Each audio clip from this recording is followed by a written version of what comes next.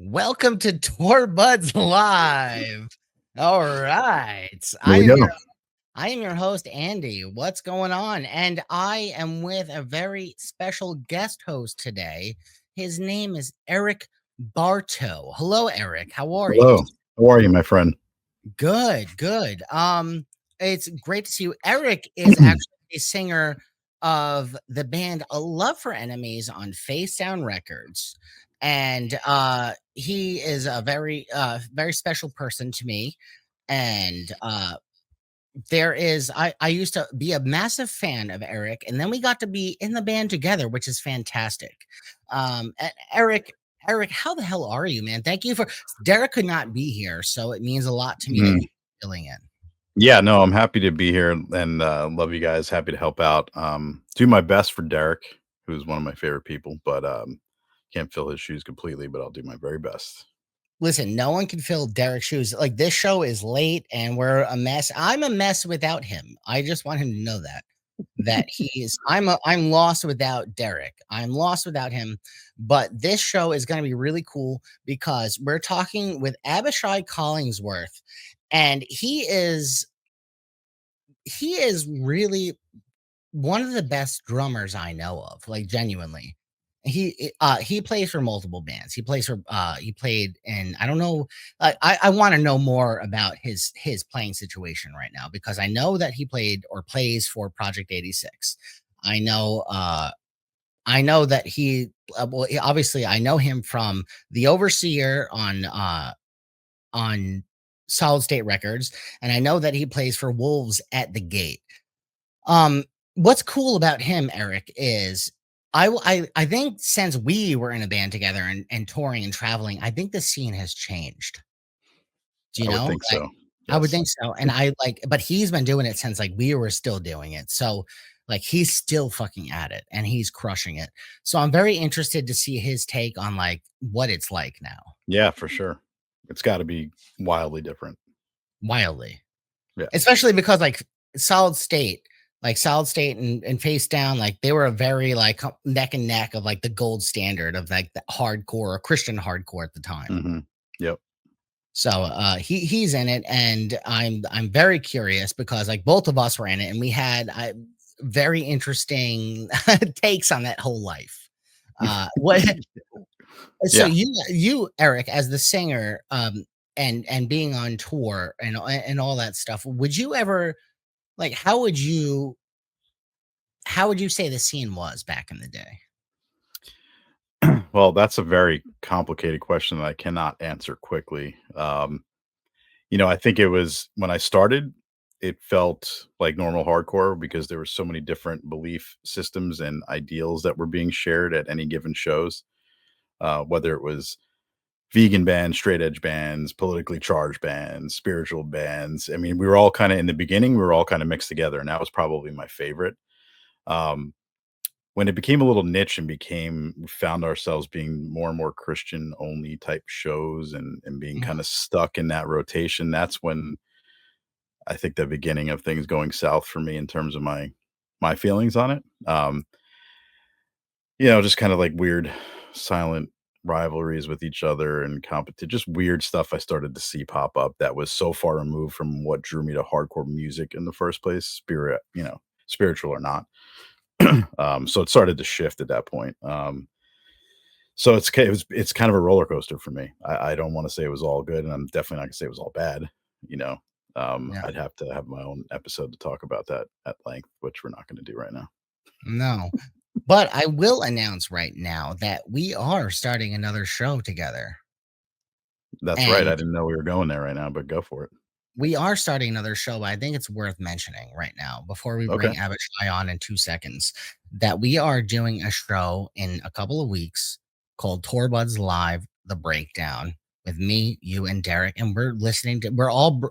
All of us are bringing music to the table, and we're going to listen to it together, and Mm. all of us are going to listen together, comment on it, and we're just going to dive into music in this crazy music world, and I think it's going to be really fun. Yeah, I'm excited about it. It'll be Yeah. fun. I think we should bring Abashai on. He's been a trooper and super patient with me, especially, and I really appreciate him. So, with no further ado, Mr. Abashai Collingsworth.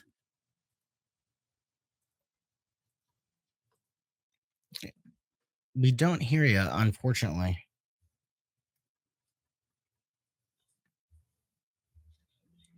We did hear Heard you him before. before.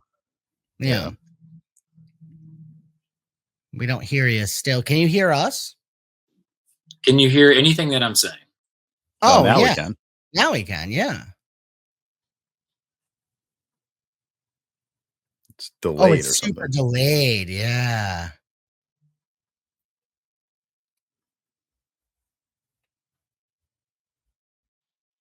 This is a Can you hear me live. now? Oh, yeah. I heard you. Can you hear me now? Oh, Yes, there we yeah. go. Abashai. Hey, buddy. Live and disappointing. Just a little technical difficulties. All good. I feel like it's my headphones being in and out, but I don't know if that's the stream or my. But Yeah, I'm not sure. It worked during the sound check. Of course it did. Of course it did. Yeah. This is the hardcore metalcore music in a nutshell right here, because no matter how hard you practice and how many times you have the backtrack worked out and the computer worked out, it's going to fail at one show. Always. Am I right, Abishai? I think so. If I can hear you well, Yes. can you Can hear you me hear at me all? well? Yeah. Is my microphone working? It is. Yes. You're a little delayed. Okay, because I took my headphones out, but I feel like I don't know if that was the cause of the issue, but Oh, It maybe. sounds it sounds good, actually, to be honest with you. now it's just coming through the whatever Mac mic. Yeah, you Uh, seem less delayed too now, so I think we're good. okay. Yeah. Cool. We'll see if that. Abishai, you know what's cool? Let me say something to anyone who listens to this, watches this. I love this. This show right here, right now, it means a lot to me personally, because it shows me how much music brings us together. I met Eric, like, I don't know, 2006. And like, I was a big fan going to one of his shows. I met you, Abishai, in like what, 2012 or something like that. And we did a tour together. Our bands toured together. And there's something about music that brings us together. And like, it makes us feel like we never left. It makes us feel Absolutely. like I feel like it hasn't been 12 years since I've seen you. I feel like it was yesterday. And I think that's Yeah. amazing. It's a really cool experience. No, I've felt that before, and I don't know if that's just an expectation thing. Like when you tour, you see people, and then you go years without seeing them. Whether that's friends in different cities or band dudes, and then inevitably you'll have some sort of family reunion with a festival or something like that, and it's like, yeah, it's as if there was no time in between, which Yeah. is something I really miss about that community and that world. You don't get to experience it as much. Yeah. I love touring with you, Abishai, because I feel like, I mean, I loved all your band members in the Overseer. I loved everyone. As a matter of fact, we even took one of your games. You know that game that you guys, I think Bradford was the maker of this game of, like, who you rate your Oh band yeah. member. Oh yeah. So I remember. we've actually instituted that in our show. We do that with our guests sometimes. Really? Yeah, I want to give the overseer credit. The overseer, Thank you. yeah, you guys were the maker of that bit, and we've kind of taken that because we think it's really funny. I'm glad that you enjoyed it because it was either a love or a hate thing. 'Cause people either got really uncomfortable or they really appreciated like the dark humor aspect of it. Do you still do that, or have you moved The on? overseer did it. The overseer did it, but yeah, wolves. I don't think we could break that many hearts. What's interesting about your trajectory in your life is, like, you're in bands that are doing things. Are you still in Project 86? Um, like I would say like an active uh live member, yes. Because I feel like the project right now is essentially Schwab, Andrew the singer, and me and Cody and Darren have been playing with them pretty consistently for the past few years. Darren and Cody longer than I have. But it was kind of like a revolving door at one point where it's him writing the music and co-writing the music. And if he played at a show, he would like we would have like the A team or whatever. He would ask us if we could do it, and if we couldn't, he would kind of fill the gaps. But Mhm. as far as I know, like the past few years, like anytime he's needed a drummer, I've I've been the one able to do it, with a few exceptions. But yeah, track some drums on the last few records, and then I've been playing shows with them, but they just don't play very much. So But you did so you were on the albums, like, they vastly changed their sound, right? Like, they went from this yeah, kind of like I don't know how would you describe it, Eric? A project like the old I project, knew you were gonna ask me that, man. like that was but like yeah, it went from, like, rock, right, like, to, like, heavy as fuck. Were you integral in any of that, like, sound change?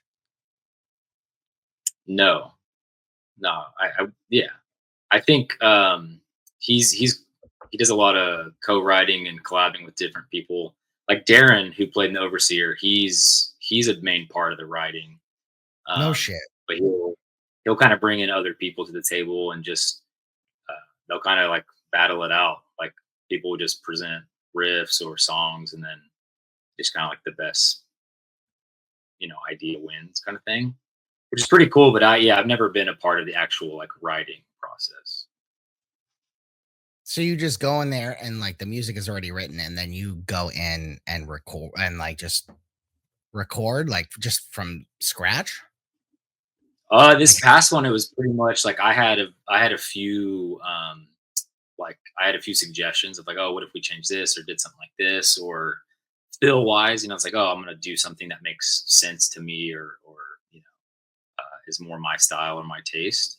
But for mhm. this last record, like the Omni part too, a lot of it was already written. They just needed a drummer to actually play it, which it's interesting. But were the drums recorded? Like, you actually just had to play it as it is, or did you have some of your own say in that? Yeah, so the drums were programmed by somebody else. Uh, so they were kind of like the idea was presented. So when they would write the song, they would program drums and essentially pitch the idea. And if it got approved, like, cool, yeah. And I was just like I try to have a level head about it, and try to like make sense of some of the parts and be like, hey, like like I can play this, or something like this would be, I think would fit better, or have my suggestions. But for the most part, like the drums were written. Yeah, Does that annoy you? Because as a drummer, as well, that would annoy me. yeah, to a certain degree, for sure, because you're learning someone else's style and song, instead of being able to have like your own creative outlet or creative twist on it. Mhm. Um, so I've had both, either like full reign, here's the song, what would you do? And then the opposite of yeah, we pretty much think you should play this. So yeah, I think yeah, you would agree, like you said. It definitely feels like you're being put in a box and more constricted, but sometimes that's what it calls for. It's like the song already has what it needs. Uh, there's no need. Is that band, like, at the point where, like, are you getting paid for that, or is that just something that's, like, cool for you and you're doing, like, for fun? With project, yeah, I mean it's basically like you just get paid to record it, but I'm not like a writer, or I don't have like any credits on the record. You have no credits It would as the just be like, drummer?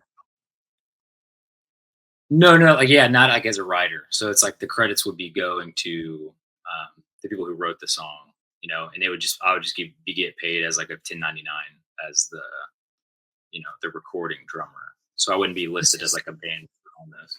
So this How do is you like this is a different world. I was gonna say, like, how do you manage, like, to me, like, as a musician, like, I have, like, my real world personality and, like, my musician personality, which are, I yeah, think, yeah, of wildly course. different, you know what I mean? So, how do you manage that, especially as a drummer? Because I know you guys, and you're nuts, all of you. But anyway, as a drummer, how do you manage, like, going from a project that you're readily, involved in the writing and the creative process and all that? Like, how do you switch gears, as a musician to do that? Like, do you find that difficult to go from an environment where you're, critical team member writing, creating your vision kind of shared kind of thing to like a session guy, for lack of a better term? Like, is that easy or difficult, or you just don't think about it? Like, how do you manage that? I'm just curious. Yeah, I mean, it's definitely a switch I have to turn off, but like some of it's just like swallowing your pride, 'Cause it's like, oh, like I want to be able to have input or, be like, have my kind of like stamp of like, oh, I wrote this or I had some sort of contribution. But um, at the end of the day, it's like, yeah, it's like if the song is written and the drums don't need to change, then what am I gonna really contribute except for to play the drums as if they're Right. already written. Yeah, I hear you. But with Wolves, it's cool because it's like I kind of scratch that itch, um, in other areas. And with Project, it was more or less just like hey, we need a touring drummer, so we need a drummer to play live, and then we need a drummer to track on the records. But even Omni Part One, the drummer for Norma Jean tracked drums for that. I so like there's two parts to Omni, and yeah, a lot of the Norma Jean guys were on the first one, and then I tracked drums on the second one. So that whole project was kind of interesting because it was like multiple different people, multiple different parts. It was cool because it kind of all got like interwoven to a singular project and piece. But yeah, there was a lot of things going on. pretty that's pretty wild. That's like a very I mean, whose idea was it to do this whole project, and how did you even get involved? So the Overseer tour with Project, like back in the day, and that's Mhm. where I think Darren first, started talking to Andrew. And when they lost a guitar player, he was able to get in touch with Darren and to start touring with him. And then obviously, yes, I think Steve was the most recent drummer before me. Once he stepped out, they needed a drummer to fill in for a few tours. And me knowing Darren and having the history with the Overseer, he's like, "Well, I have a drummer if we need it," and it just kind of worked out. So I mean, the main connection was between the Overseer and Project, um, but it still was this thing where it's like Project is still Andrew. It's like he is the band, like he's the face of the band, and we're all like pseudo members per se. Like as far as like consistency for touring and playing, but like I don't know if I'd be listed as like, oh, the current drummer of Project 86. So it'd be Yeah. like Andrew is the band, and we're the ones kind of like just playing our role. So Sure. So in essence, Project 86 is a job for you, and Wolves at the Gate, you were kind of at the you were obviously not the first drummer, but you are part of the building process, and now you're like this that's your band. yeah, I mean, yeah, Wolves of the Gate, like I would, yeah, like I'm a member, um, like contractually too, like on Solid State. Like You I get sign your credited lease as a away. writer. Yeah, yeah, like on Spotify, like I would be credited as a writer. Like I'm like attached to that. And with Project, yeah, it's very different. What's the pay like from Project 86? How are they paying you? Is it like sick money or what? Just a show rate, just a just a flat rate, nothing too crazy. How do you go about saying, "Yeah, I'll do your record project 86, no problem, but this is my fee." Like, do you have a manager to do that for you, or do you do that for yourself? No, man, I'm grassroots. Yeah, I ain't got nobody representing me. Yeah, come on, Uh, Andy.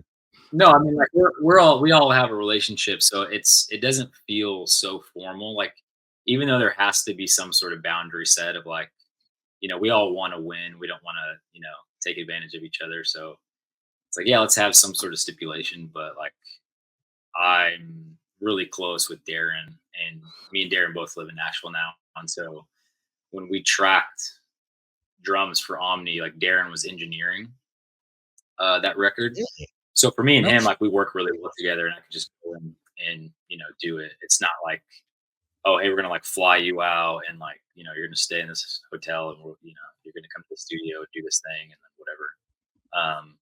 It was all done like in Nashville, like in the town that I live, so it wasn't. Yeah, it wasn't like too much of an obligation.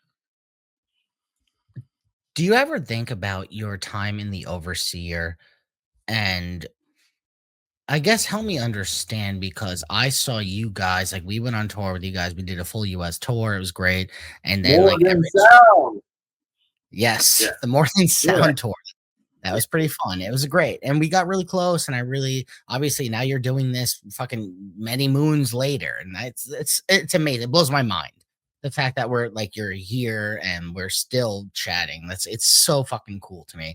But do you ever think about what happened, and, like, do you ever wish that band was still that was pretty much your baby, and then you guys kind of went on and did other things, but do you ever wish that was still a thing? yeah. I mean, I don't think about it like super often, but I think it was one of those things with the overseer. We always kind of joke that we were like 10 years too early and 5 years too late. It's Mhm. like we I know how we that feels. existed in a time like it, our band just didn't. It, there was no other like bands for us to tour with. We were either the softest band on the bill, with a bunch of metal bands, or it was like we were like a heavier kind of band to like a rock bill. But we never got like a cool like rock tour. It was all we always got lumped in with like hardcore bands and metal bands. And even thinking about that, like that face down tour that we did with y'all, and it was like War of Ages and Leaders and Onward to Olympus, like Letter to the Exiles. It was like a metal tour, and we existed like only partly in that world. It was like we were feeling like this pseudo under oath kind of sound, and it just, I think we were on the wrong tours and like trying to uh, reach the wrong crowd. Like it just, we were just like the soft band on every bill. So I think that's part of the reason. But yeah, I mean, I miss those guys like crazy, and I love the time that we had, and just we had a really close connection, and we were like actually friends. Like we all like lived in the same town, and we would hang out. Uh, and it was always a joke. Like when we got back from tour, we'd go to my mom's house, we'd unload, and it was like, all right, I don't want to see you guys for a while. We just spent the last 6 weeks, together in a van. And then it was like the next day, it'd be like the group text, be like, hey, what are you guys doing? Because we were like we're actually friends. Yeah, we actually hung out like all the time. And there's actually aspects of that I really miss. And still love those dudes, and it just, yeah, the music, the music side was such a cool like outlet for all of us, but it Yeah. just it was never meant to be a career, I guess. So the goal of this show here with Tour Buds is, like, so Derek and I, the founders of the show, we toured together like we did, and we became really close, and we've done other like business ventures together, but we really want to see like up and coming bands do well and help people see what Yeah. it's really like and understand, because as a kid when I would go to shows, I just thought everyone was making money, And I thought, like, I just thought I saw a band on stage and I was like, that's their life. Like, that's their livelihood. And I didn't realize that everyone works jobs when they get home. When I was touring, when I met you, Abishai, I was working 3 jobs when I got home, and Yeah. so the whole idea of this show is like like, first of all, we shot like 6 episodes of, like, behind the scenes footage of bands, and kind of like almost like a travel channel style, where we're getting to know the venues, the musical, all of that stuff. So this show is kind of like to lead us into that show. But, I think that it's really important to talk to people who are now like yourself. You have this level of success now in that, and I think it's really important for people to see you've been doing it for so long, Abishai, and you're at the point where you're reaping the benefits, right? Like, you're reaping all of the rewards for your hard work. How does that feel? I mean, it feels good, but it is one of those things. I think if I were to achieve it with, like, if I would have achieved it with the overseer, I think it would have felt very different. Um, because it's one thing to, like, band together with your friends and, like, start off playing venues for, 3 fans and sleeping on, people's floors, sleeping in the van, all that stuff, and, like, work your way up to that. It doesn't, like, discount, like, where I've gotten to, but it does feel different when you happen to, like, jump on with a new group, I think. Um, because I remember I when I got to Nashville, like I definitely wanted to branch out and play for, different artists, different bands if I could. And I toured with this uh, student named Colton Dixon for like a year and a half, and it was awesome. I loved it. It was super cool. But he was in a bus. We were getting paid really good. You getting per diem, like, very well taken care of. And it was like, it was that same kind of moment of like, oh man, like, how does it feel, like you're touring a bus, like all the symbols of success. And it's like, yeah, it's great to reach that, but it's different when it's just like you're flying solo and you don't have like the guys that you started with behind you, if that makes sense. That's interesting.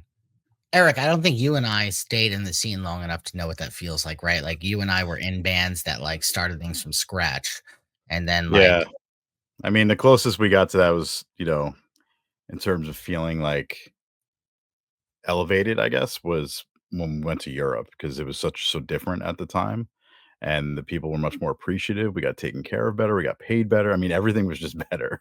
I can understand why bands like Boys That's Fire just went and like never came back for like 15 years. Is it that was the closest I can think of. And I mean, working in industry now in the capacity I do, I've seen the very top level of this stuff, and it's funny because I know guys like us who have put a lot of our time, money, effort, emotions, you name it, into a project that we feel strongly about, and I've seen people just because of the genre they play do a fraction of it and see themselves, but I often question is like, is it as special as what we would do and put into it and what the outcome is? And I think it's really about perspective. You know what I mean? It's like success to me is a perspective, especially with music. Like, to me, like, flying across the world and having pylons of kids that knew my lyrics in Belgium, like, I never thought that would happen, so I was good after that, you know what I mean? But some people want more and want more, so I think it's really about how you frame success personally. Yeah, because I think with the overseer, we weren't making any money. I don't think we ever made a dime. But I think what made it so special is that we continued to do it regardless. Mhm. And once you get to a certain point, it's like, if I'm not making money, like, it doesn't make sense for me to tour, or it doesn't make sense for Right. me to continue to play in a band. Especially like at this point in my life, I'm like married, have a kid. It's like I can't just like leave it, be irresponsible and just live the glory days. Yeah. But yeah, I think that's why it was so special. Is because, like, yeah, it is perspective, but like, once it turns into a job and the money starts to become more of a priority, it changes the the Yeah. art, and it changes like the whole, yeah, the whole experience. But So now it's are you what's your relationship like now with the guys and wolves at the gate? we're super close, but we all live in different states, so it's very spread out. Um, we have the band group text, and we Zoom call every so often, especially when it like certain things are coming up. But yeah, Steve lives in New Jersey. Still lives in Ohio. Ben lives in Indianapolis, and then Joey lives in San Diego. So we're like, and I'm in Wow. Nashville. So 5 different states spread out. We don't ever get to see each other unless we have a show or something to get together for. So yeah, I love all those dudes. Those dudes are great, but we don't get to see each other as often as we'd like. What type of tours are you doing? And you know what's interesting? Actually, before I talk to you about like how you travel and all that stuff, we we toured and Eric kind of stopped touring towards the end of this, or I guess the end of this era where the music that we were playing meant so much, like as far as your beliefs, whether it was Christian or whatever it was, right? Um, I'm not touring now. I would love your perspective because my as like like an outsider looking in, I feel like it's more about like there are no Christian bands anymore. It's more about like just music, which I personally like because I used to be like a hardcore Christian, and I think just Yeah. just through traveling, it changed my view on the world. And although I'm like I am spiritual in a way, I don't call myself a Christian anymore. And Yeah. I think it's interesting to see how music has evolved. But I would love to hear from your point of view how it's changed.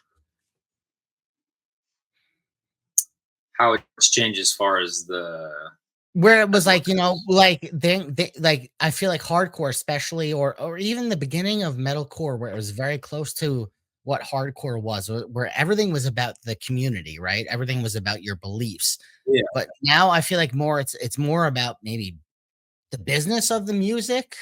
But I miss that authentic nature, but also as like a person who doesn't want to be preached to, I kind of like it in a way. But like, how is touring different now? Because like you're on Solid State, right? That was known Yeah. as a Christian label, but I don't think it is anymore, right? Yeah, I mean, I don't know if they overtly label themselves as that anymore, but it's still like a yeah. I don't think it's like they only exclusively sign Christian bands by any means, but it's like one of those yeah pseudo Christian independent labels. But like you But yeah, guys are not out to like save the world. You're out to be musicians and play music. yeah, sure. Yeah, it's interesting though too right now is because I mean we're like quote unquote an active touring band, but like last year we maybe played like 15 shows, like 20 shows. And a lot of those are just one-off festivals. We did uh, like 2 weeks in Europe with we opened up for that band Red Jumpsuit Apparatus, Mhm. which for some reason their band likes us, which is cool. So we did that, and then we did like this festival called Loud and Proud in Germany, which is always cool. We played that several times. Um, but yeah, I mean, I think that definitely it was a phase uh, for that, like the Christian, metalcore scene. It definitely felt like early 2000s was that was a trend. You Mm. play all your songs, and then right before your last one, it's like, just so we love Jesus and like God bless you guys, and then like it was like a quick thing, like you shot it out there.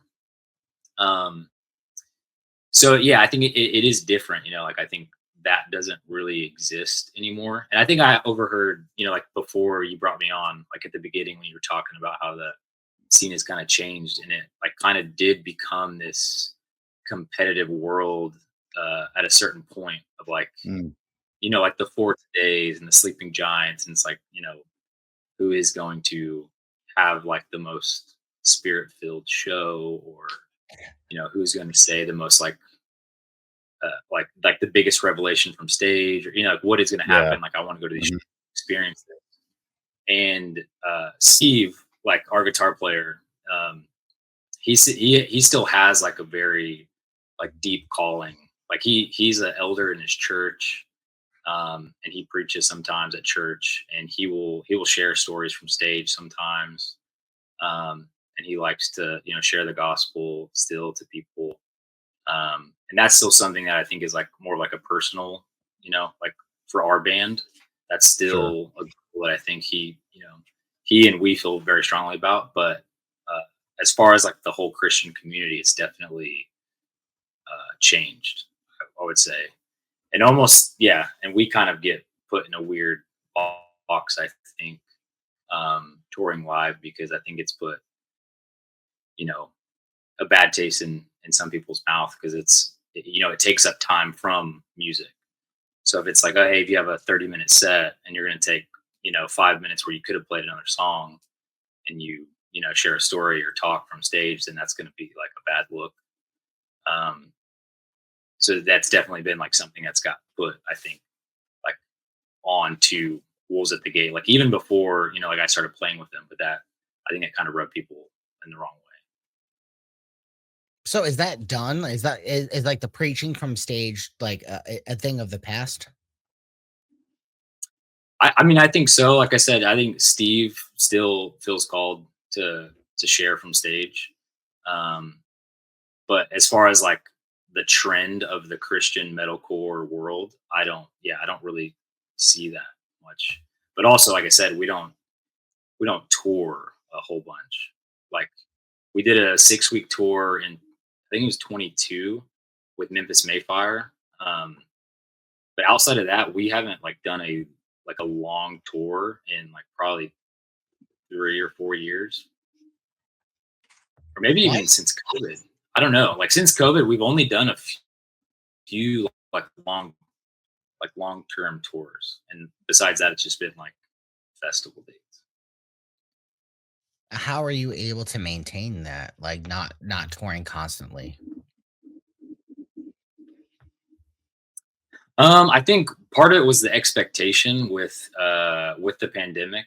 It's like nobody could tour, and so a lot of the focus shifted onto um, like how can we stay active as a band, whether that's putting out a lot of music or making content, making a shift.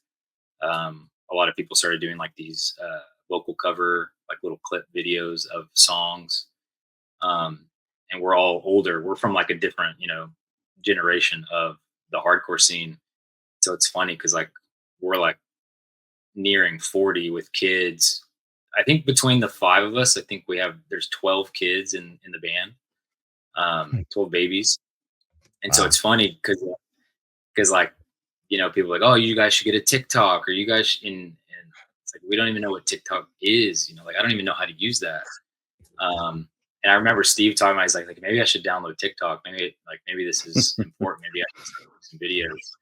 And you could just see like just like, oh, I just really don't want to do this, but it kind of feels necessary to a certain point. Right. Um, and it's just reached a point in our band specifically that I think the priority for us is the music, is writing music. Um, and it's less about the touring and shows. Like we still love playing shows. Like if we get to play shows, for the next 10 years, it will be fun. We will enjoy that. But um, right now it's like, yeah, what other ways can we, you know, not stay relevant, but like have content, or, post videos, or, um, you know, put a spotlight back onto like the music we're writing. Cause we put a lot of time and a lot of energy into writing the music that we want to share it with people. So, Right. In this day and age in music, when the three of us were touring, you really had to be on the road. Like the internet was different, right? Social media was different. We actually had to be on the road a lot more. Can Oh you yeah. talk me through how, like, why necessary? Maybe like the live shows are still important. I believe that live is always important. I think like the authentic nature of like a real like show is really important. I think it's great. I'm seeing Yep. people go out, in heaps like more than ever. But can you tell me like the difference like between then when like social media was different and then like now, how has it changed the game for you guys? I feel like it's changed like everything. I mean, even Spotify honestly has changed a lot, because yeah. So like before, it's like cliche, but it's like before social media, before iPhones or whatever. Like you could go to a show and you would experience it live for the first time, right? Like you couldn't pull out your phone and take a video. Like you, in that moment, you were the only person experiencing what's happening, or like in that crowd of people, however many people. And it was amazing because like it's like I'm experiencing a thing for the first time that nobody else can see, and I'm experiencing it for myself.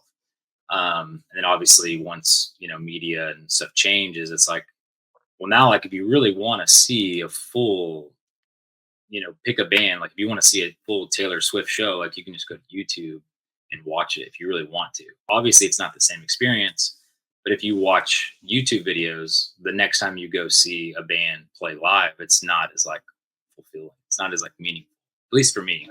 So if like Yeah. if I look up a band, like, oh, I'm gonna go see Deftones. If I watch a YouTube video of Deftones, it's like, well, now it's kind of like spilling all the secrets. It's like I'm kind of seeing behind the curtain before I actually go to the show, um, instead of just like enjoying it in the moment. So I think that Spotify has obviously changed the game completely because you can you can have a following on Instagram or TikTok. Like you can post one video and it go viral on TikTok, and you don't ever have to tour again if you don't want to, because like you can generate revenue and streams based off of the internet or YouTube or whatever. um and it's yeah, I think the whole industry has like changed dramatically just because like, yeah, like you were saying, when we were coming up early mid 2000s, it's like you had to tour because that's how you Mhm. had to get your music out there. um you would get 5 people in a room, 10 people in a room, and you were stoked because you're like, well, we get to play a song that we wrote to new fans. And now it's like I can upload a song on Instagram or Spotify, and then you know 100,000 people can listen to it this week. And Mhm. it's like it's kind of amazing, so it's in the same respect, it's really great for bands to reach new fans, and to get a platform, but also like it just makes touring less, uh, like you don't have to do it. Like it's not as mandatory. That's it's almost sad. It's sad for me to hear, but also it's like, it's great. I think it's great, Oh, right? Because then you it could be should like, be. you have a family, right? Like, I get it. Like, it's great for everyone, but, like, there's that kid in me that loved, like, that I had this just my eyes were massive when I saw a band that was from some other place touring, and I just like, whoa, I'm actually seeing them live. I listened to their album and now I see them in real life. But there still must be that level of that, right? Like I feel like there's still, no matter how the internet changes, still feel like there are kids out there that like your band, and if you go to their town, they're gonna still be in awe because they listen to you and all of a sudden they see you in real life. 100%. Yeah, and I think that's definitely a certain part of the demographic. But I probably fall into the weird category of thinking live music just has become overrated because Yeah. I don't know if it's exposure or being become desensitized, but like I just don't go to shows, and I don't really care to go to shows unless it's to like support a friend play or something like that. And if I am going to a show, it's because like my wife wants to go, and I'm like, I'll like we'll get tickets and go. Like obviously Eric, can there's you like a few exceptions. Yeah. What? No, there's few exceptions. I was gonna say, like, I actually do relate to that, but I do feel like that's like a I would like to know, Eric, if you relate to that too, because I do feel like after your tour, you've done your life of touring. It's Right. like the last thing I want to do is see someone else do what I've been doing. Yeah. No, I can definitely relate to that. It was definitely more, prevalent right after the time period I stopped.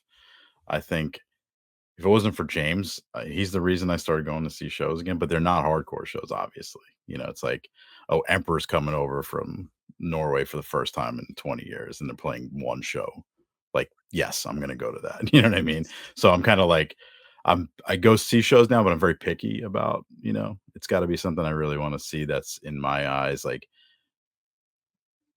worth it, for the experience. But yeah, just walking, like I remember when I was a kid, just I would go to any hardcore show, didn't matter. I would just go to shows. It's like what we did. We just went to shows. You know what I mean? And that's definitely hasn't been a thing. Even in my younger days at the end, that was not a thing, especially when you're done touring. It's like the last damn thing you want to do. At least that's how I No, I felt. yeah, when I was 16, we would go to it was this venue in Fayetteville called the Music Hall. I would go every Friday. And I didn't even look at who was playing. Yeah, I would just I go remember those because days. it was Yeah, just a community of bands and people, and you would just support whoever was playing, and it was great, and I loved it. Like yeah, when I was a teenager, I think live music was amazing, and I yeah. loved going to shows and the energy that it carried. And like I said, I don't know if it's just because I've been overexposed to it or what, but and maybe I'm getting old. I think my just standing the whole time, my knees hurt. I get bored. I'm Yeah. just like I'm in bed most nights at like 9 p.m. I have an 18-month-old, so he's up Yeah. every morning between 6 and 6:30. So like I have a dad routine that I follow, and so to go to a show requires a lot of sacrifices. Yeah, it's Like disruptive at this point. stay up late. Yeah, it's like we got to get a babysitter and like yeah, For maybe any if for any young person, like younger person watching this is what you're gonna become. Okay, this is it. I'm This is your old. Yeah, future. I'm old and run down and burnt out. And Burnt out and unfortunately, bitter. this is the Yeah. this is the future you have to look forward to.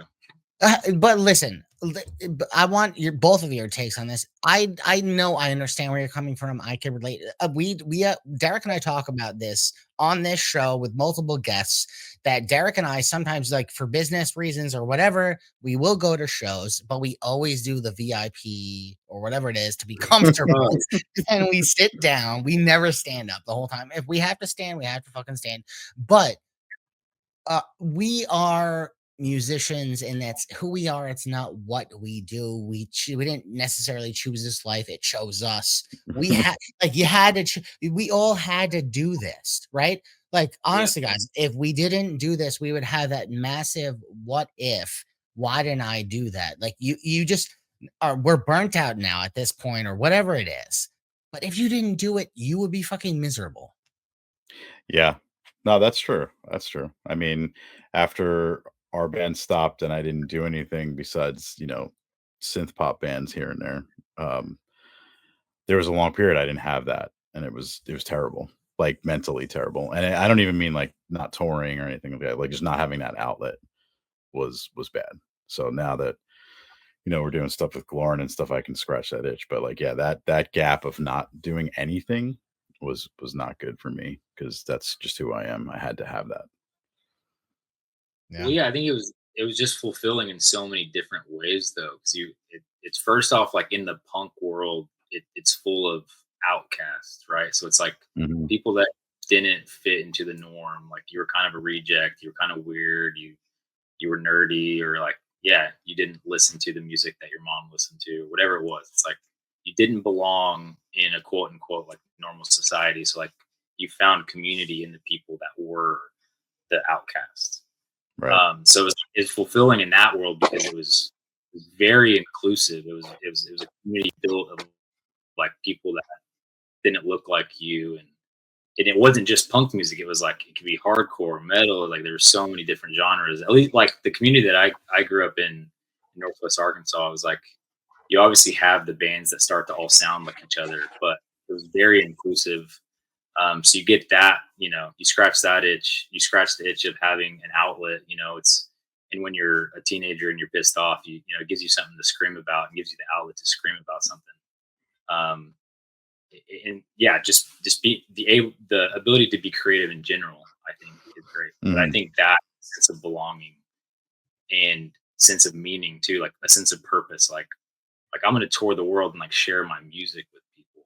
I think when we were teenagers, that was like what we truly thought we were doing. Like we are Mhm. writing that we believe is important and we're sharing it with people. And it doesn't matter if we make any money. Like we believe in it so much, and we love touring, we love traveling, we love meeting new people, and we love getting on stage and yelling into a mic or playing drums. So there was like a sense of purpose and meaning and community. And yeah, like you will never find that in like most industries or most worlds. Mhm. So yeah, like I think there was like a deep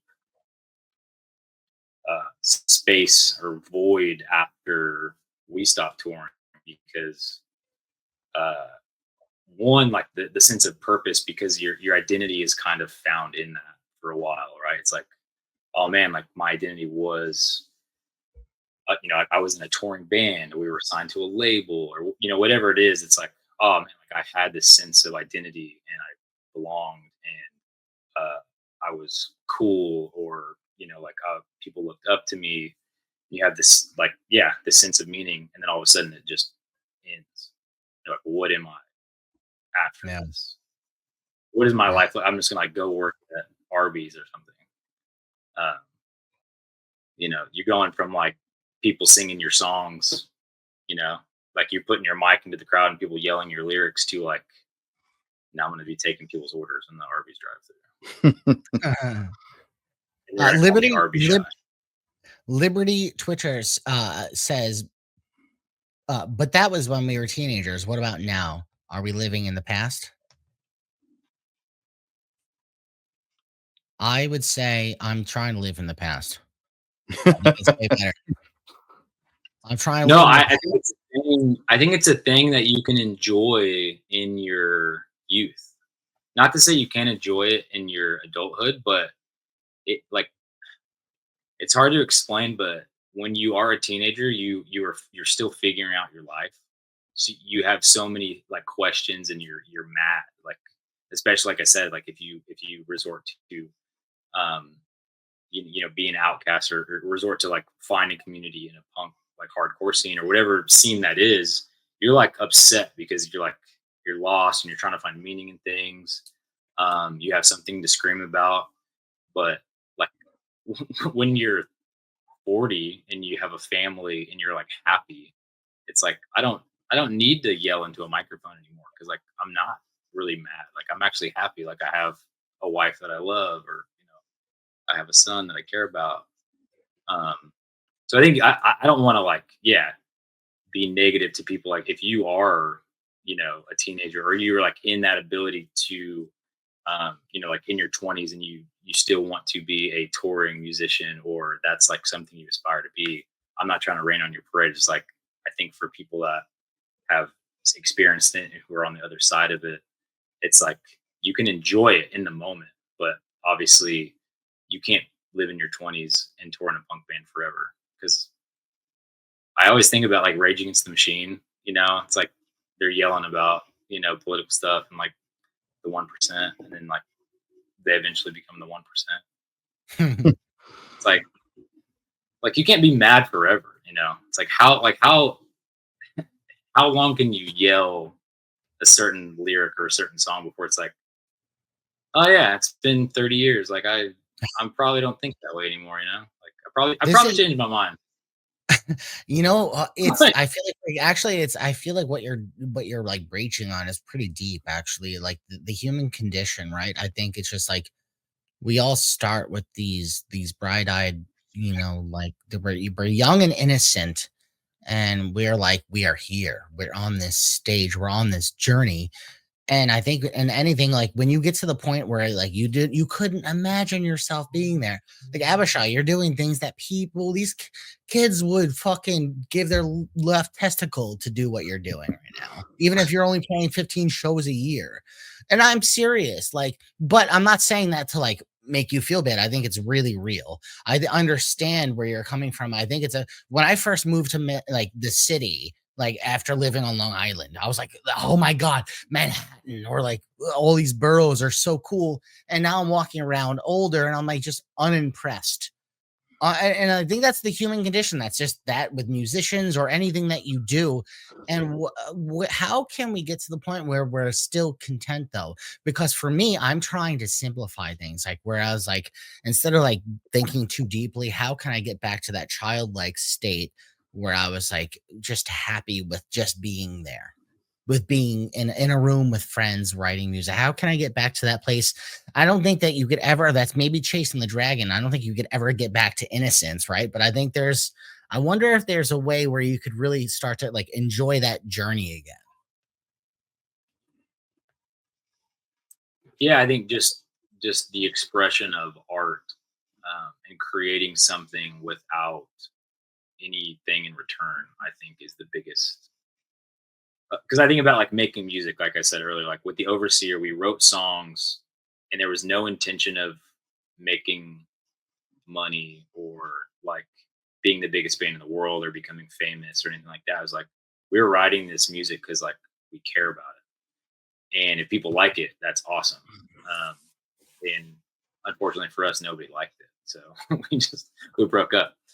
But I think even in even at this stage of my life now, like I like I'm fortunate enough to still make music that I care about, which is great. But for anybody that is in a place or like Andy, like you, if it's like, oh man, how do I get back to that childlike, you know, ask like that feeling of meaning or that youthfulness of creating music and being excited about it again. It's like just having an outlet where there's no expectation. It's like I just want to play. I want to write drum parts that I think are cool, and that's it. I don't care if they're complicated. I don't care if I record it and it gets however many plays on Spotify. It's like I just want to write music or have some form of outlet that there's nothing in return. Like that's the only way I know how to do it. Because like the moment that you think about it any more than that, or like I want to do this and like hopefully like people will care about it or hopefully like make money from it, and then it's like an exchange. It's a Mhm. it's a transaction.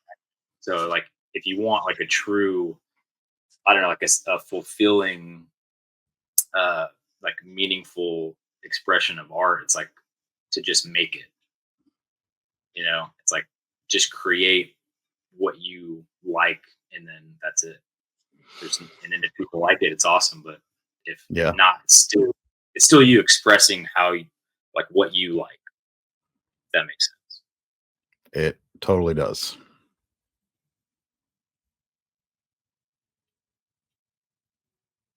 You're muted, Andy. Sorry, bud. Indeed. I just like I make noises sometimes. I think I'm on the spectrum a little bit, so I mute myself when I'm not talking.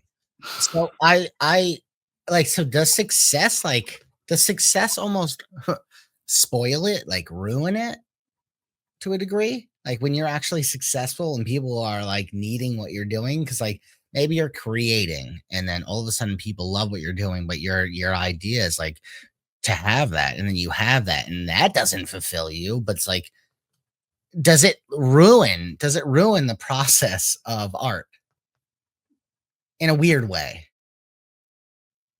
What is for both of I you? think if it becomes too, well, I was going to say if it becomes too transactional, I think it does because the moment like your perspective shifts into that, Mhm. and that's the hard thing about being in a band because you have a platform, right? And so the first record you put out is it's like your your freshman album, whatever you want to call it, like your debut album, and it's like people are going to receive that, and then you go back to the drawing boards to write your next record, and it's like now there's this pressure on you because you release your first record and people have had feedback of like oh man, like this song is great, or like, like, oh, I wish they would have done this, or like, oh man, the record dies off after this track, or like, why didn't they do more songs like this one? And so then it's like, okay, how can we please more fans with this next record? So the moment like your mind shifts to like, how do I make more people happy, and it affects and like compromises like the art that you want to create, I think that's when it changes, because I think there is like a perfect world where you create something that you enjoy and people like it and you can make money off of it. But the moment that you start to like change the art you create to please somebody else, that's when it like goes down. Yeah, I would agree That with that expression actually. still, I don't know if I've ever said that. That is a really Yeah, that's we're it's Eric. profound what you're saying. Eric, what is your take on that?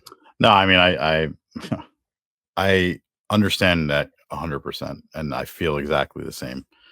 And even the stuff that I'm doing now with you and the guys, like it's very much like that for me. Like I'm just happy to be going and writing songs and like writing lyrics again, and like Yeah.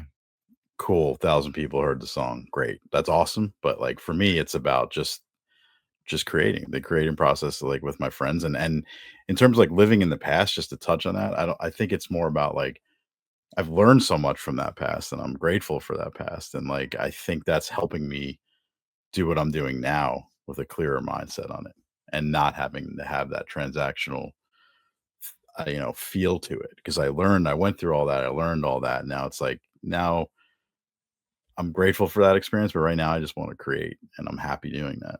So I agree 100%. That's exactly how I feel. I kind of feel like artists, it's almost like a curse, actually. We're like tortured because we want to be able to, like, doing what we do takes time. It takes a lot of fucking effort. It takes our whole hearts. Abishai, for you to play at the level that you play at with all your stick tricks, man, like you are so impressive as a drummer. But for you to get there, it's taken, no, for real, don't laugh at me, bitch. Okay. Don't fucking laugh. You're amazing, dude. You're fucking awesome. I loved watching you every fucking night. I watched you, man. It was so good. But it took so much time. I know it did. It takes time to get to the place where you could just be free and not think. And yet it's a curse because like we can't just do that and be satisfied. Like, all right, we're there, but then like what's next? Like to be an artist, it's like I don't know, like, how do we get to the point where we are just satisfied in doing that? And then it's like it's hard to make money just doing that. Then you have to do other things, and then you have a family. All of a sudden, you get older. Boom! It's like it's so hard to be an artist, and maybe I don't know. I don't know the answer, right? I don't know. I don't know if, but like, I still think that it's important to still pursue it. I mean, especially if you're younger. If you're older, it's probably harder. You're gonna give up Yeah, some yeah, it's a kind of like where you are, Abishai. Like you've already done that. Like you're in an established band. People really like you guys, but like for you to start something new right now will be very difficult, right? yeah. Yeah, unless I felt super strongly that there was a void in my, musical outlet that like I needed to fulfill, then yeah, at Yeah, this point in my, it would just be for me. And yeah, I mean, I do stuff all the time. Like it sounds dumb, but like I screw around with Logic all the time, and I'll make little songs. Some silly songs, some like really technical drum songs. Dark melodies. Like in the pandemic, I wrote some funny, yeah, just funny little jingles that like I've shared with like two people. Um, but for me, it was like those moments in the pandemic when it was like I was literally stuck in my house and I thought I was going to go crazy. It's like I Mhm. still needed an avenue to like be creative, and it's like I don't care if people ever hear. Like, I actually don't want people to hear these songs, but I still need to like get it out. Like I still have ideas or like drum beats or things like that. Yeah, ideas that float around that I need to get them out of my head into like some sort of tangible way. Like I need to be able to see it. I need to, be able to like look at it, and yeah, it's like it's still one of those things that I truly think that I need that outlet. But as far as like making a project at this point in my life, um, to like actually put out to the world, yeah, it would have to be something that I truly, like believed in and really thought that I was missing out on. But I get that. I get that. It's just it is important to you have to do it. You have to be you have like what Eric and I are doing now. We started a band called Glorin, and we're like just we have no ideas of grandeur. We just are just enjoying the writing process. We've never played a show. We might never. I mean, it'd be great, but just something that is super fulfilling, right? It's just like we're in a different place where we're pursuing different things and where we could afford to do music for fun. For you, yeah, Abishai, it's more of a business now, isn't it? Like, whereas, like, is it the idea of playing the drums? Has it become because you've been like I stopped and you continued for over a decade after I stopped? Is playing the drums now almost like I don't want to say sickening, but it's like, is it like you do you have a different love for it? What's your relationship with your instrument now? yeah, I think to a certain extent I can keep it compartmentalized because there's like several different projects that I can play with. I play with a buddy in town too. He will just play dive bars, and he does more of like the Americana rock stuff, like Springsteen, Tom Petty stuff, which is really fun for me because I can totally turn my brain off and just have fun with it. And even like what you guys are saying about just like making the band and having some sort of outlet, like that to me is it's making and playing music with my friends. Mhm. Um, so sometimes the best moments of that band are the band practices. Just getting Yeah. together. It's like used to get together. We'll grab food, we'll grab some drinks. Play some songs, write some music, whatever. Um, but yeah, I think over time, yeah, my relationship with the drums have changed just because like I have different avenues for it. So like with Wolves, it's still like a very demanding thing. Like it's metal. There's like rhythmic elements. It's double kick, and with that guy that I play with in town, his name's Mike. Goes by Borrowed Sparks, and it's yeah all single pedal. There's four on the floor stuff. It's very simplistic, but I love it. It's not like, oh, this is boring for you, isn't it? It's like, no, I actually really enjoy it because I don't have to overthink. Right. Um, and then like with playing with Project, like playing shows with them, like the newer records that have come out, the songs are way more technical, so it kind of keeps me on my toes because like I like sincerely have to practice those songs before we play shows. Those aren't songs I could just like show up and play. It's like, all right, I got to spend a few weeks leading up to a show to really uh, go over it because they're very challenging. But that's like good for me, I think, because like I said, I have like a thing over here. It's like cool. I can just turn my brain off and play. Then I have a gig over here. It's like, all right, it's super challenging. I need to, be on my toes. Um, and so yeah, it is different. And I'm a full time barber, so like drums are not my first. It's not like music isn't my full time job, so I can't just play drums every day. I try to play as much as I can, but it's few and far between. Are you so you guys have a new album coming out, which I want to get to. Oh Was yeah, at the I think the single that you guys came out with, Parasite, and I've listened yeah, to it a bunch of times, and I it's really cool to hear like your old recordings. So like this one is like super huge. I think it's like the best recording you guys have yet. Um, but I also really and I like before we talked, I didn't realize that you guys had a cover EP. Like you guys Hmm. did a bunch of songs and like your style.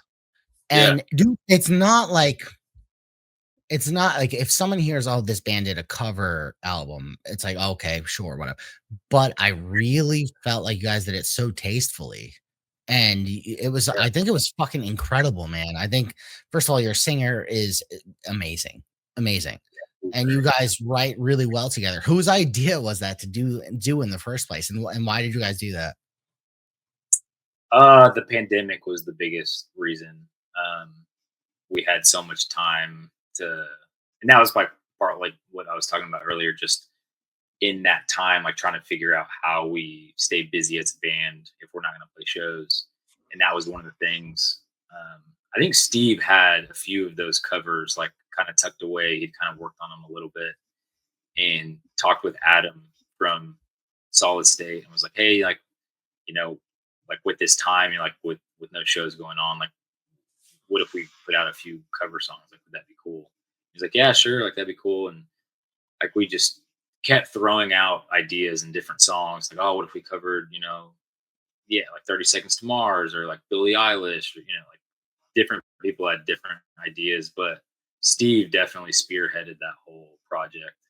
Um, and it turned in, it started off as like two or three songs to like, oh, let's do an EP with like five songs to, I think it ended up being 10, like 10 total songs. And that was really fun for us because like most of that music was like very influential to us in like the late 90s, early 2000s with like, Linkin Park and Muse, Jimmy Eat World, Foo Fighters, like all of that like realm of rock were bands that we listened to back then. And it was cool to like, it was cool to do it, but it was also one of those things like you didn't want to just do it a disservice or just put out like a metal version of these songs. It's like, how can we do it justice and make it feel like us, but also serve the original as well? So yeah, we had a really good time doing that. It was cool. Glad you like it. Yeah, I loved it, man. I think you guys have a great thing going, especially with the fact that I think it's really hard to find a good someone who could actually sing and scream. That's hard. And I mean, he nails it. So you guys, and I love to hear what you did. Did you actually? I want the truth. Did you write your drum parts, or is it one of those things where like the guitarist writes your stuff? Because I thought it was fucking great. Yeah, that one was a thing that I actually went. There's a studio in Nashville called Smokestack, and Darren engineered that one too. But I got to go and actually record like track drums, which was cool for me because I think yeah, like as a drummer, maybe you can relate um, to the point now. It's like drummers have almost become like obsolete. Like you could just the samples and like the programs are becoming so realistic that you could just program drums and I feel like a lot of producers now are like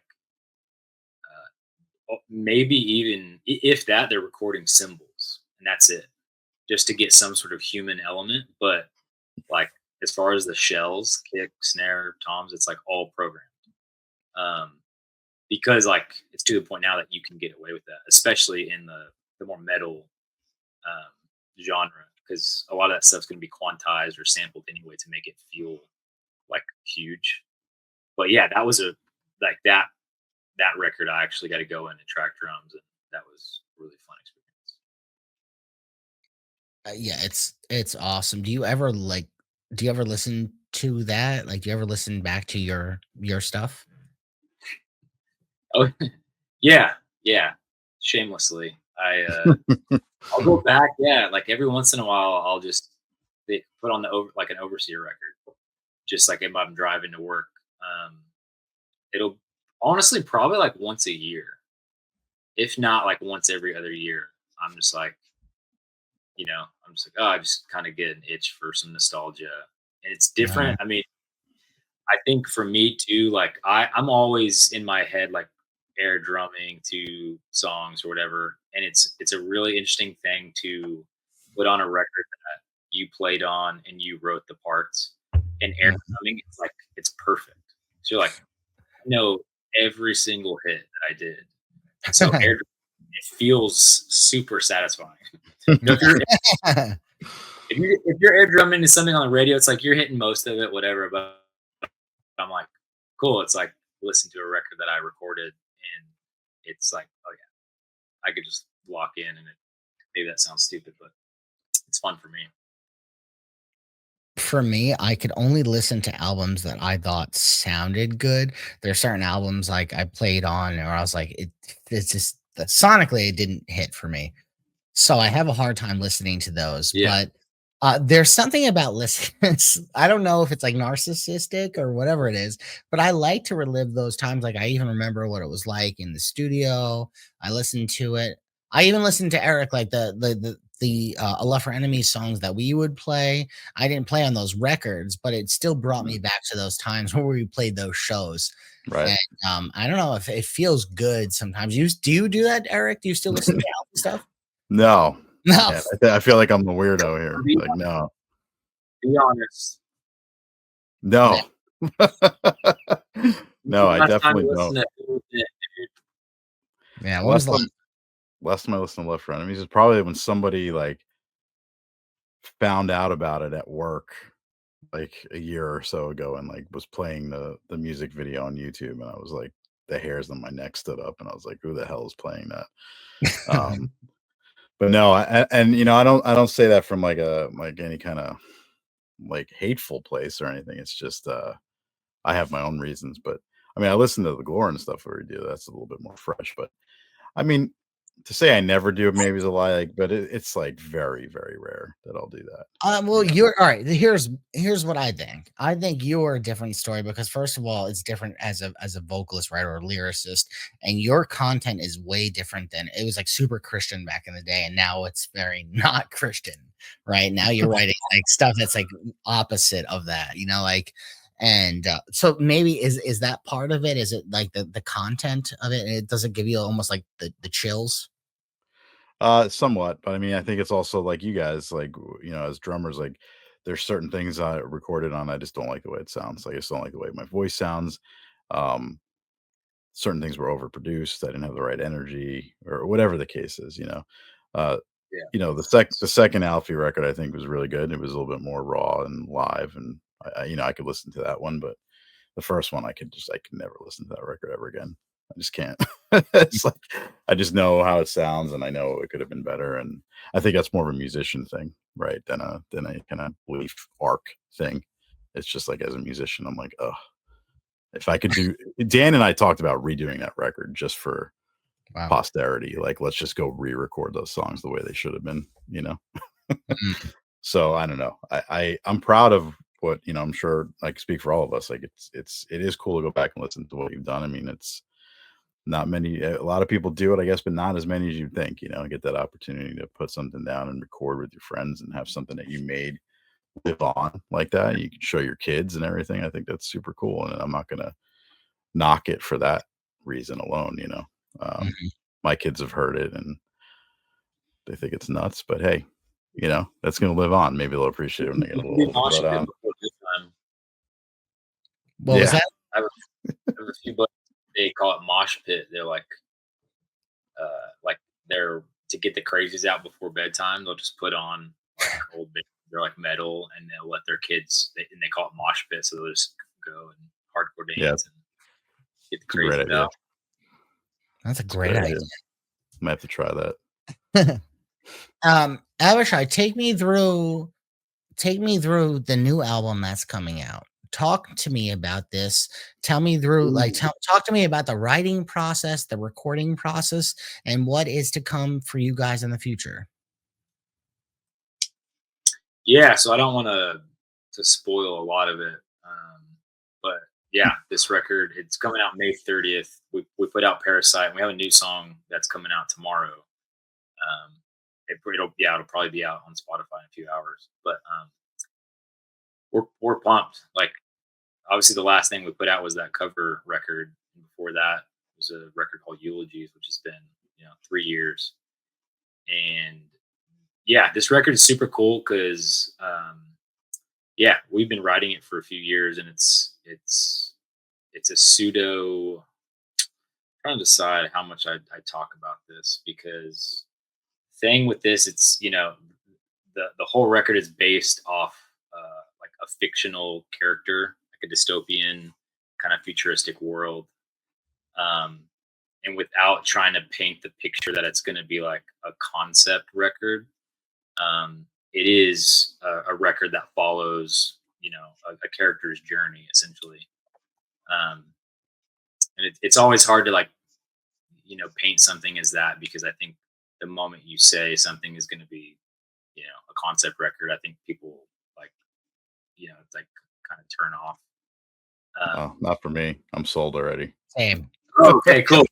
I just like we talked about it, and we're like, we don't want to advertise it as that. We don't want to like advertise like, oh, we're releasing a concept record, like get ready. Um, because I think in that sometimes too, it's like in concept records, like each song's like a puzzle piece, and so like it kind Mhm. of feels incomplete. Like we still want every song to feel and exist and stand alone, like on its own, Sure. in a way, like almost like an episode in a TV series, right? So it's like, yes, there's still more story to tell, but like you watch that entire episode and like it makes sense for the context that you have, and then it Right. almost leaves you with maybe a little bit of a cliffhanger that makes you want to listen to the next song. Um, and the same way with trying to make it flow like that very cohesively, but also making it feel as if we could like you could put out a single and it's like the song exists. It has a chorus, it has hooks, it has a catchy melody, and you could listen to that song even if you didn't realize it was a concept record, or if it was connected to the rest of the record, and still like enjoy the song for itself. Um, so we've been kind of like, yeah, like we've talked about like not being hesitant, but we really don't want to like advertise it as that. Yeah. You don't want to like spoil, the whole story to it. But um, yeah, that record will come out at the end of May, and yeah, it's been a long project. We put out. I don't know if you saw, Andy, with that song Parasite. We put out a music video with it. It's like a 15-minute long, uh, like the first part to like a short film, essentially. Holy Um, shit, I missed it. I'm the yeah, worst. I need to watch that no, because no, that sounds you're good. You're good. No, it's that's a long. all right up my alley. That sounds awesome. So this is also something we talked about for a while, because I think in the way the world has kind of turned, it was kind of a gamble for us to do that, because most people's attention span has gone less and less. So to like put out a 15-minute long music Mm. video is like, what what are you doing? What is the goal here? Um, but we just feel like, yeah, the story would be much better told with certain visuals, and being able to like picture certain characters and different moments. um and that goes back to also what I was saying earlier about just trying to figure out, without playing shows, how can we put out more, um not just more content, but like how to paint what we're doing with more artistic elements. So like not just putting out music, but how can you make it more powerful with connecting that to something else.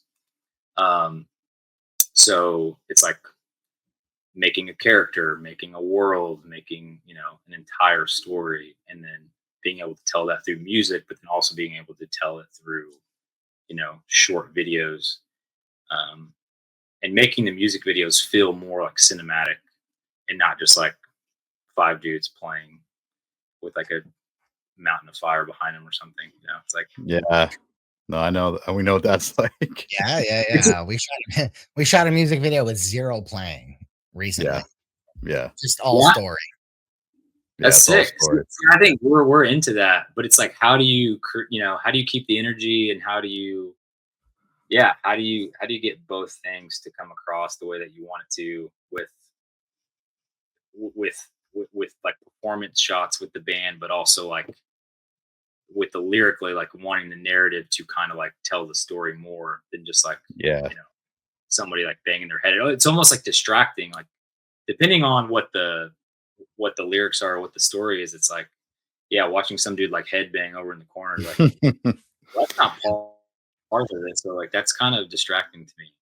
So it's like, how do you balance that, and like, make it relatable? But Yeah. It's interesting that you say that, like the long form thing. I think there, I think there's a little bit of a resurgence of the wanting, people wanting content like that actually. It's kind of like I could relate it to like the vinyl thing. How like vinyl came back and people were buying vinyls and Yeah. listening to the whole thing. Like that new Blood Incantation record that came out was a concept record that was like a death metal prog rock fusion with 20-minute video, short films, the whole nine. And like same thing, like they were probably like, I don't know if people are gonna like it, but this is gonna be what we want to do. And people I think are into that kind of stuff right now. I think there's a little bit of a pendulum swing with that because it's been so much short 15-second, crazy short little quips of content, no attention spans for so long. I think people are Yeah. looking for a little substance right now. So I think you guys will actually I think you guys are going to do well with that kind of approach because everyone else is existing in that world of 15-second attention spans, YouTube short or an Instagram story. Like I think it's great that you guys are doing that. I applaud that, and I think that takes a little bit of guts nowadays to put the time and effort into that, and I think that's great. I think that's something that's really deliberate and gives something for fans to really sink their teeth into, even if it wasn't a concept, just like the expression or the medium that you chose to go, support the music with, I think is cool. So I guess we'll see, but I think it's gonna do Yeah. better than No, than I you mean than you that's what think. we're hoping as well. It's like you're seeing some of that shift, but I guess we thought if it fell flat on its face, we could cut, a 15-minute video into a bunch of different 15-second clips and just Sure, Yeah. sure. the next, 10 months or something. Now, Um, hold on, being on a record label, do you have any pushback, on those type of things? I'm surprised. Like I'm sure, there's been plenty of things said about Solid State or, certain record labels, but like we've had like such a good experience with them. Um, yeah, like it's actually kind of crazy. I don't know if I should say this on this video, You but should. like so when we went, so we just went when we went and shot this video. It's like Steve wrote the story, wrote the lyrics, and we pitched it to Kevin, who has done some music videos in the past, and he was like, like I have this idea, like this is what the record's going to be about. We really want to get some, narrative, to pair with the videos. And he was like, oh, he's like, I have an idea, like I have this buddy Garrett who this would be right up his alley. His name's last name's Drake, Garrett Drake. And so pitched him the idea and he like ran with it. Put out like he sent us like a 60-page script. He's like, hey, here's what I think. Here's characters' names. Here's like the entire dialogue with like little notes on what I think the angles should be like for certain shots and what you're hearing, what you're seeing. Just like we had several calls with him over several months, Mhm. and it was so funny because Kevin was like, I need you guys to know how much time Garrett is putting into this. He is like so pumped on it. He is like acting out certain scenes in his basement. He's taking notes. He's taking voice memos. He's hiring actors. He's like doing, he has a production crew he's already going to hire. This whole thing. Anyways, we go down to Davisboro. It's outside of Atlanta, and it's like for 4 days. There's like a like 15-person crew with like wardrobe and makeup and actors and like everything. It was crazy. Like nothing, anything we've been on before. And he's That's a just like real this deal. mastermind. It's like, oh yeah, it's like I see this. It's gotta be like this or whatever. And uh the I'm pretty sure the last day of shooting the the date we needed it by was like it must have been like a week later. It was something like it was a really short turnaround. Yeah, it was. I'm pretty sure. Yeah, it was like 7 days, 7 or 8 days, and he he didn't know if he was going to be able to get us like a rough version to look at. I didn't know when he was going to be able to get it to us. Um, like the first draft. We're like, hey, if you can get us, like, say it's going to come out on a Friday. It's like, hey, if you can get us a rough draft by Wednesday, we can make a few notes, and then we can go from there. And he sent it to us, and it was amazing. Just even the first draft, we're like, here's the notes that we have for it, but um, yeah, it looks great, like good work. And he was gonna send us.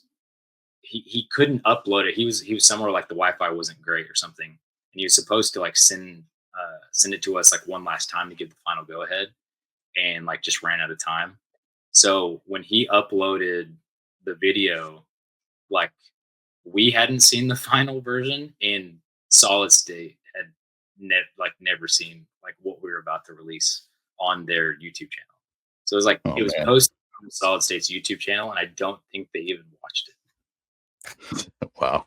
So Wow. all that being said, that we've had like a very trusting relationship with Adam, and he vouches for us a lot. And we really, we work well with him. We really appreciate him and all he's like done for us. And yeah, he at least he like believes in us and trusts us and was like, yeah, he's like, I know what you guys are doing is great, and I'm just gonna believe that this video is gonna be sick. So I hope it doesn't disappoint me. And it's like upload. Damn, Wow. that's Yeah, crazy. they've been sick. They've been great. I've always like Yeah. because I Derek and I have managed artists over the years, and we've worked with other record labels, but we found that like I I I feel maybe the role of a record label has changed, and Yeah. it used to be that if you were on, like, a Solid State or a Face Down or a Trust Kill or all these, like, that comes with its own fan base, and maybe that is the case with, like, people who are older, but I think that when you're connecting with the younger generation, I don't know, maybe I'm wrong, but I don't think it's m more about, like, that branding as opposed to maybe playlisting or something, like, now you're specifically in it. Can you relate to that or see the difference? Yeah. I mean, I think it's definitely changed because you can get your own, like, you could just hire somebody to do like distribution, and you could take out a personal bank loan and basically like have all of the resources that a label provides. Like you could probably access that on your own. Obviously, having the label backing you, there are benefits and incentives to that. But I feel like in the modern age where the music industry is, like you could absolutely exist without a label. Um, the only thing labels do is, at least in our world, like I think once you get to a major label and they have connections, and obviously that's like a badge of honor. If you're signed to a major label, they could get you connected with people that you probably wouldn't be able to without them. But at least in like the small kind of metalcore world, like you could totally do it independent, especially with like people doing like GoFundMe's and stuff like that to fundraise, and then yeah, have the budget to record a record and put it out, and you're basically letting the fans fund it, and then you're rewarding the fans for the money that they've given you. Yeah, there's a lot of that out there now, I think. I think it's Yeah, pretty I don't know cool. if that's like an old thing. Like, yeah, definitely went through a phase of that, but Yeah. No, I mean, I think, yeah, the role has definitely changed. I think they could still help you tremendously at any level, depending on what you're trying to do, but I think, like Andy said, I think the clout that came along with it maybe is not, in our world anyway, is not as impactful as maybe it used to be. It used to be like, "Oh, this band's on FaceTime, this band's on Solid State, so you have to come to the show." It's like this kinda weird, like, thing. I think that is I haven't felt that way in a long time. Yeah. Even newer bands that I find that are heavy, like, I mean, I must have seen Gary, maybe 3 times before I even realized they were on the label. Like, I just didn't care. You know what I mean? Like, it's just different. It's just different. But I I think think it it's was when cool that, dude. I think when Cornerstone died, everything died. Really. Oh, yeah. wow. That is so true. Damn, that's heavy. No, the only reason I say that is because like they're like Face Down would do a stage, or like Mhm. Solid State would do a stage, and it's like if you could if you could perform on one of those, especially like if you got signed to a label and then you got access to playing on that stage at Cornerstone. At least for me, like when I was 19, that was monumental. Like that was the moment. Yeah. Yeah, I And remember the first time we played, like, the HM stage at Cornerstone, I was like, "This is it." yeah, you made it. You know what I mean? Nighttime at the big tent, here we go, you know? But, yeah, that was different world, it feels like altogether now. Those are Yeah, great. Oh man, Cornerstone was so sick. the It overseer won some like battle of the bands or something. I can't remember exactly what it was, but we got to play the HM stage, and I remember being like, I don't know how many people were like maybe like 1,000 people in the tent, and it was just like Mhm. this is the craziest thing. Like, and Yeah, this was when I was either 19 or 20, so it was like the very beginning. Um, and yeah, yeah, like those moments are what like you were just like working to get on a label. Like that was yeah, like pre solid. It was like and that was one of the reasons why you wanted to be on like face down because you would go to the face down stage and that tent was just full of people. You're like, man, I want to be a part of this. Like I want to be a part of a club or whatever it is.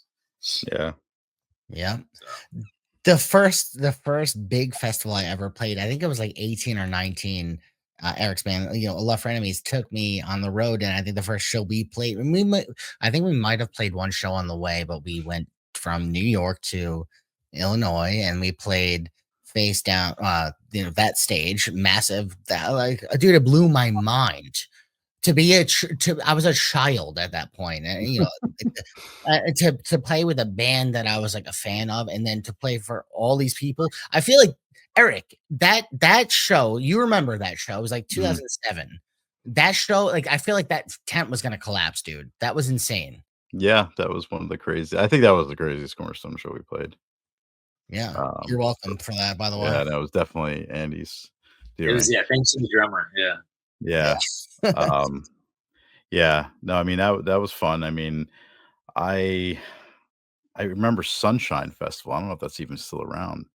That was another one that we remember Skillet played after us or something, and their tour manager Yes. we got into a fight with their tour manager because he Yeah. couldn't plug his fax machine in or something. But yeah, that was like one of those festivals that I could have literally said anything from the stage and those people would have cheered. Like, I think I actually did, You did. I think you like, texted shout me. out to the guy who invented peanut butter or something like that, and they You went I nuts. was gonna say that. You Yeah. mentioned peanut butter and kids went ballistic. I was like crazy, that I feel like that doesn't exist anymore. Maybe it's just me being old, but yeah. Do Yeah, it you was see different though. Yeah. Do do you see that still, Abishai? Are you seeing kids going ballistic at these festivals? Not to that degree. Like we played Sunshine. I don't know if I played it with Wolves, but the Overseer played it. And yeah, I think that festival had like 60,000 people in it. Yeah, it was crazy. It was like The the year that ski we played resort, right, or something? I forgot. Yeah. Is that the ski resort one? Yeah, yeah, yeah. I don't remember, That was sick. but it It was was sick. crazy. Yeah, different. It was sick. Listen, like all things, all good things, it must come to an end, unfortunately. However, I am so grateful for this episode, for this time with both of you. My guest co-host today, Erich Barto, and my guest today, Abashai Collingsworth. I think that you're both amazing. Abashai, I really admire you that you're still in it, man. I love that you're cutting hair. You look fantastic. You're very handsome right now. You aged very well, and you played the drums like a fucking beast. You're amazing. Thank you so much for being here, Eric. Thank you for doing this with me as well and covering for Derek and Derek. We Sure. miss you, buddy. Thank you both of you, and I will. If you guys can hang on for like 2 seconds after this, because I just need to make sure everything loads the local files, and then I'll let you guys go. I promise you. But I thank you, and everyone, please like, subscribe, and follow Wolves at the Gate because they have a new album coming out. It's going to be fucking fantastic. And watch that new music video. The new music video is out, right, Abishai? Yep. Yep. Just on YouTube. Just Parasite over the gate. Right. New record drops May 30th. My 30th new song tomorrow. All right, let's go. We love it. Thank you, Abashai. Thank you, Eric. Thank you, guys. I really appreciate it. Of course. Everyone have a great night. Thanks, Andrew. Take care. Take care. Brush your hair. How you doing? How's your mother?